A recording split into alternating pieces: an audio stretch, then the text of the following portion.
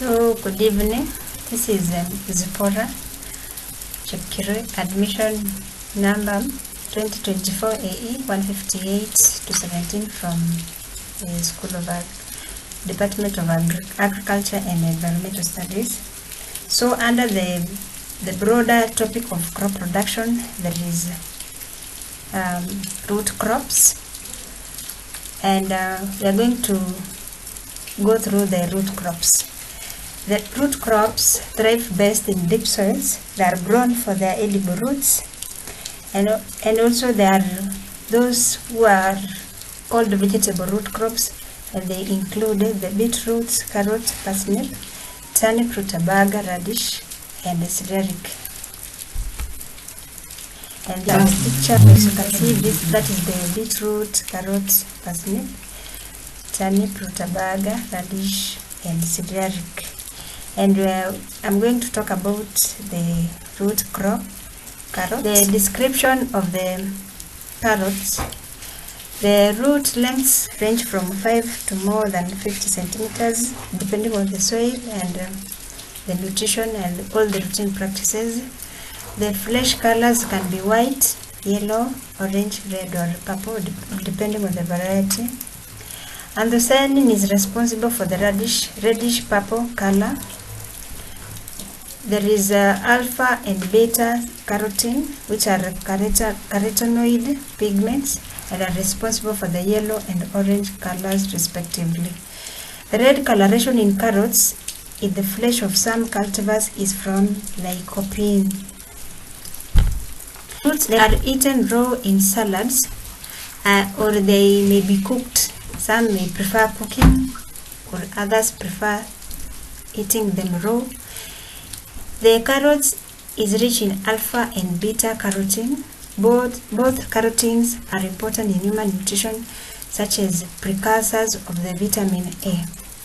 They also contain appreciable quantities of thiamine and riboflavin. It is also high in sugar.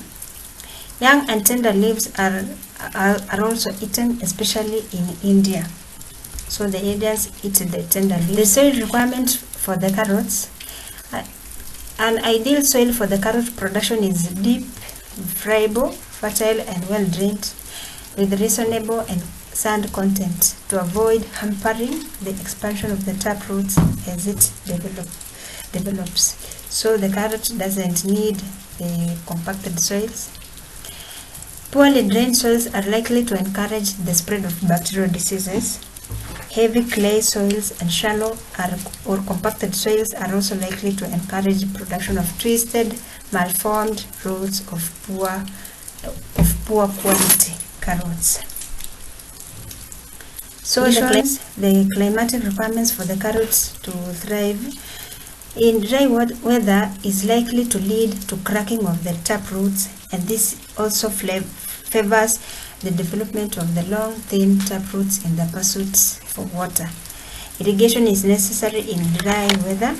Most carrot crops require about 30 to 50 millimeters of water per week, or from 450 to 600 millimeters for a cropping season. The available water should be uniformly distributed, since low moisture causes roots to develop strong flavors. Short day lengths have been reported to be cause of low beta carotene of the roots. So the short day lengths have been reported to cause the low B carotene or beta carotene of the roots. The field establishment of the carrot is direct seeded at a depth of 1 to 2 centimeters in deep soils, cultivated to a depth of 20 to 25 centimeters, normally on well pulverized seed bed.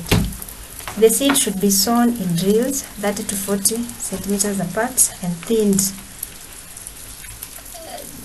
Thinning means removal of the excess seedlings after germination, and emergence to a 5 to 8 centimeters between plants about 4 weeks after sowing, or when removed as baby carrots. So the thinned carrots can be used also as baby carrots. Thinning increases root size, but yield per unit area is usually low after thinning. The field maintenance, the field should be seedlings. So the first one is earthing up, where seedlings may be earthed up when the roots begin to swell to protect them from high soil temperatures. So earthing prevents the high soil temperatures. Irrigation, number 2, this is needed during the dry season, but watering should be done carefully as over moist soil will cause deformed roots. Fertilization. Nitrogen, when nitrogen is insufficient, this should be top dressed with the CN or its equivalent. So the requirement for an 1 hectare is 200 kgs of CN when the crop is 10 centimeters high. Potassium is often required in the form of additional surface dressing where the plants are well established, since carrots have a relatively high demand for these elements. Okay, weeding is also important as the crop is a poor competitor with weeds. Deep hand weeding at the initial growth is injurious to crops, since most crops are within 5 centimeters of the soil depth. Pre-emergence herbicides can be applied in large-scale production. The maturity of a carrot is not determined by a clearly defined maturity stage. Harvesting is done at 70 to 150 days from sowing, depending on the size required, cultivar, prevailing growing conditions, and also the varieties.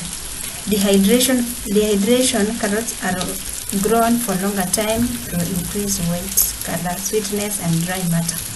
High dry matter is associated with better storage and handling.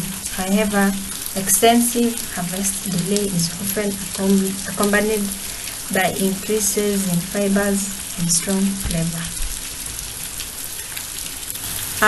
So there is also when to harvest, when we are supposed to harvest the carrots. So you harvest the carrots when the roots are ready for lifting, when the diameter of the proximal end is averagely 2 centimeters or more. And so here is how we harvest the carrots. The carrots can be hand harvested by lifting the roots. In large scale production, the machine harvesting may be carried out, and irrigation is done prior to lifting to reduce damages caused to the roots by soil particles. The yields of carrots depend on the stage the roots are lifted, and after harvesting, canning requires tender young roots. Yields of about 4 tons per hectare are possible. For the fresh market, requires a medium to large roots, so that is the production per hectare is 8 tons. While dehydration plants requires large to extra large roots, so the yields of these large to extra large roots is up to 20 tons per hectare, so that can be achieved in a hectare. For fresh marketing, carrots can be handled and preserved in bulk or prepackaged. Fresh bulk handled carrots can be marketed after washing. Washed carrots are marketed prepackaged in small plastic bags, with the package helping to maintain quality and containing clean and relatively uniform carrots. There are also pests which affect the carrots. For example, the first one is the carrot fly. So this fly lay eggs in cracks next to developing carrots. Then they hatch into small larvae that penetrate the roots, making them unmarketable. So the larvae of these carrot fly are yellowish white. We control these carrot fly using the insecticidal dust along the grills. The second one is root knot nematode. So they slow down the growth of the carrots. The galls forming at the expense of the rootlets, which supply the main taproots. With an early attack, the galls give completely deformed roots that are misshapen, forked, or in strings. The attack is more liable in sandy, light soils, and which are most suitable for good carrot growing. The control of the root knot nematode is the first one is crop rotation and use of resistant cultivars and plants. And there is also soil disinfection. That is the use of drenching, which will kill the soil pest diseases. In diseases, so, there is the most prevalent one is black rot, which the roots develop black rots, making them unmarketable. Thank you. Sasa naendelea kutu. Maybe si